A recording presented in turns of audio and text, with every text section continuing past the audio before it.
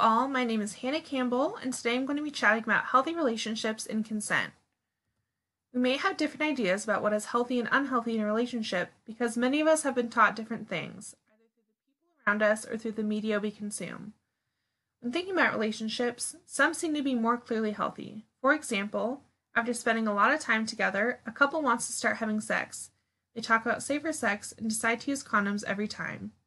But sometimes discerning if a relationship is healthy or unhealthy requires more thought. To illustrate this, consider the two following scenarios. Someone has a partner who is 10 years older than they are. The older partner has a job, a car, and a place to live where they can be alone together. When they go out, the older partner always pays. Or, a guy walks his partner to class every morning, meets them for lunch every day, and picks them up to walk them home at the end of every afternoon. When trying to figure out if a relationship is healthy, we can consider characteristics of healthy, unhealthy, and abusive relationships and consider the power dynamics of a situation or relationship. This is a helpful guide designed by Bronco Fit based on the framework provided by Love is Respect. It highlights that all relationships exist on a spectrum, from healthy to abusive, with unhealthy somewhere in the middle. In healthy relationships, the relationship is based on equality and respect. In this kind of relationship, you're able to make decisions together, can have open discussions, and enjoy spending time together, but can also be happy apart.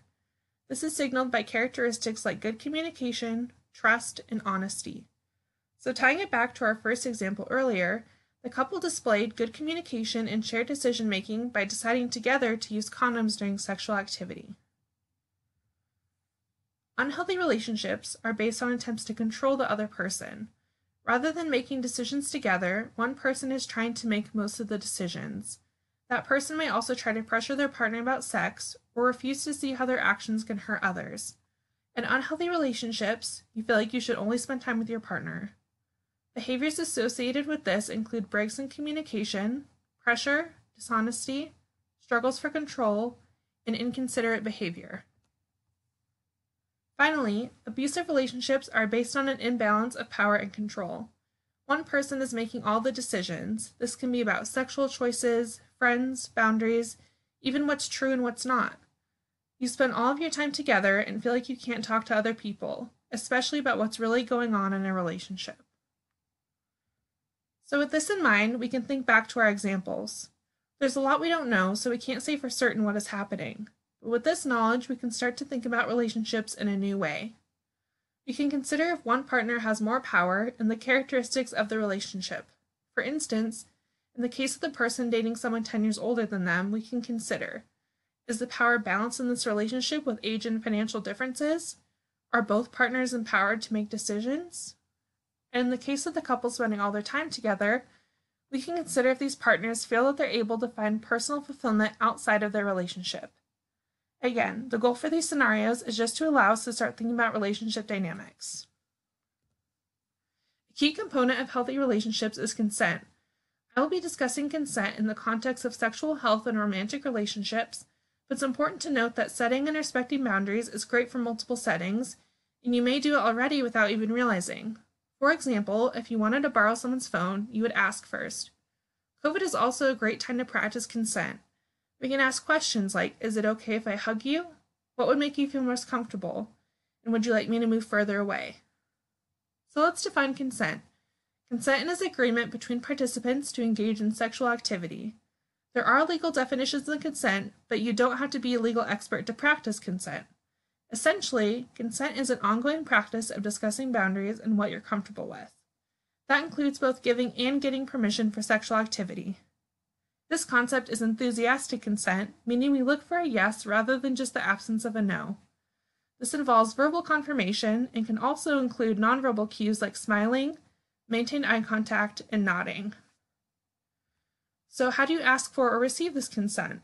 A helpful acronym is FRIES, and this information is adapted from Planned Parenthood. F is for freely given, meaning you don't feel coerced into giving your response. Consent is given without pressure, manipulation, or the influence of drugs or alcohol. If someone says no multiple times and then eventually agrees, this is not consent. R is for reversible. You can change your mind about what you feel like doing at any time, even if you've done something before. For example, Even if you talked about having sex with someone earlier that night, both of you can change your mind. I is for informed. You want the full story. For example, before deciding to come to Boise State, you probably wanted some information, like what degrees were offered, maybe class sizes, tuition, etc. And the same principles apply to sexual activity. As this handout by BroncoFit points out, if someone says they'll use a condom and then they don't, it isn't full consent. E is for enthusiastic. When it comes to sex, you should only do things you want to do, not things that you feel like you're expected to do. And finally, S is for specific. Just because you say yes to one thing doesn't mean you've said yes to other things. This also shows the importance of clear communication. For example, Netflix and chill may mean different things to different people. Next, I'll discuss what we can do if we feel that someone who's close to us is in an unhealthy or abusive relationship. This is important because we know this happens in our very own community. The National College Health Assessment found that in 2020, 13% of Boise State students reported that a partner called me names, insulted me, or put me down to make me feel bad. The organization One Love, who is focused on providing education about healthy and unhealthy relationships, provides some tips on how to help a friend when you feel they may be in an unhealthy or abusive relationship. These tips are: calmly start a conversation on a positive note. Find a private place and begin with affirmations and complimentary statements to make your friend feel comfortable and help them feel safe. Then we can calmly voice our concern. Be supportive. Listen and let your friend share their story on their own terms.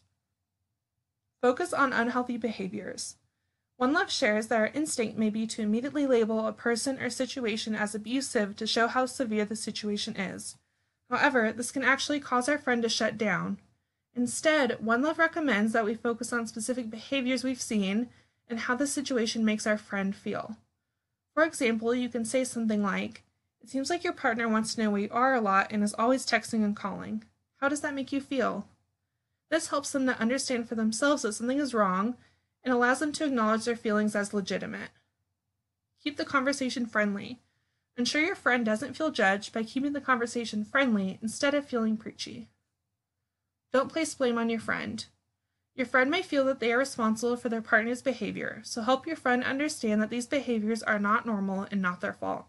We are all responsible for our own actions, and no matter what, abuse is never okay. Allow your friend to make their own decisions. Resist the urge to say something definitive like, "Well, just break up." Your friend may already be feeling a loss of autonomy through controlling and manipulative behavior they may be experiencing, and we don't want to mimic that.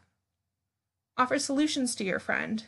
Because we want them to be allowed to make their own decisions, don't push any solution in particular, and let your friend know that you'll support them no matter what they decide to do. When doing so, maintain a calm approach and be open to what your friend wants to do. And I'll discuss some of the resources available shortly. An exception is if you think someone is in immediate danger. In this case, do not hesitate to take action. In this situation, alert authorities like 911 or the Department of Public Safety on campus at 208-426-6911. And finally, expect more conversations like this in the future. It is not likely that the situation will be resolved after one conversation. The goal is to show your friend you care and are available to talk when they need. You can always call the National Domestic Violence Hotline at 1-800-799-7233 to get advice on how to approach these conversations. The One Life website offers a lot of helpful resources about relationships, and if you want to learn more about this topic, I highly recommend exploring their website. Here are some resources if you or someone close to you has experienced dating violence, domestic violence, sexual assault, or stalking. There are some resources available through campus. Some confidential resources include the Gender Equity Center, and they offer brief, no-cost confidential services. There's also University Health and Counseling Services. University Health Services can answer any medical questions, and they offer confidential counseling services. If you want to report an incident anonymously, you can do so using the silent witness form found at the link on the left. In the community, there's the National Domestic Violence Hotline, who offers 24/7 anonymous and confidential help. They can be reached at their number 1-800-799-7233. There's also the Women and Children's Alliance, who provides services to help with the safety, healing, and freedom to victims of domestic abuse and sexual assault. This includes 2 24/7 hotlines for those who have experienced rape or domestic violence. Faces of Hope is a triage and support center that offers assistance to anyone who has experienced interpersonal violence. The phone numbers for these resources are shown in the graphic to the left, and I've also included links to their website. Humans have an inherent desire to be close to others, and these relationships are extremely important. Northwestern Medicine notes that the fact of the matter is, healthy relationships of all kinds can help make for a healthier overall life. As we've seen, relationships are all unique, but healthy relationships share key aspects. With all of this in mind, we can help to advocate for healthy relationships for ourselves and better help those around us. Thank you for listening. Here's the credit for the slide template I used, and here are the references I used.